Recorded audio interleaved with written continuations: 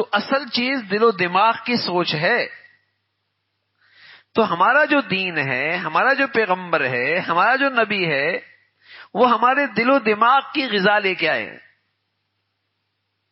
کہ اس کی سوچ ٹھیک ہو جائے گی، اس کی مشکلات آسان ہو جائیں گی، اس کی پریشانیاں ختم ہو جائیں گی، اس کے لیے تکالیف کو برداشت کرنا آسان.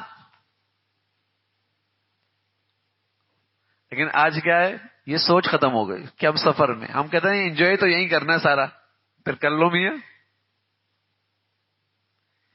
انجوائے کے چکر میں کیا ہوتا ہے، جب اپنے سے زیادہ کسی اور کو دیکھتا ہے تو پریشان ہو جاتا ہے، پھر آگے جاتا ہے، بھاگتا ہے، کسی کو اور کو اپنے سے اچھا دیکھتا ہے، پھر پریشان ہو جاتا ہے، پھر آگے دیکھتا ہے کسی کو اپنے سے آگے اور دیکھتا ہے، پھر پریشان ہو جاتا ہے.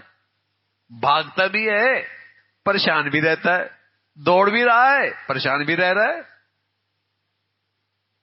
کہ ایسا نہیں ہے؟ 100% ایسا ہے.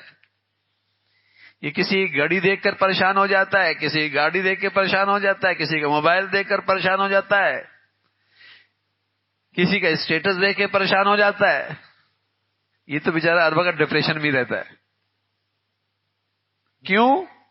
اس لیے کہ اس کی سوچ خراب ہو گئی، اس کے دماغ میں سوچ خراب ہو گئی، جس نے اس کا سکون چھین لیا. حالانکہ گاڑی اس کے پاس ہے، گھر اچھا ہے، کھانے کو اچھا ملتا ہے، پیسوں کی کمی کوئی نہیں ہے، لیکن پھر بھی پریشان رہتا ہے. کیوں پریشان رہتا ہے؟ اس لیے کہ سوچ خراب ہو گئی.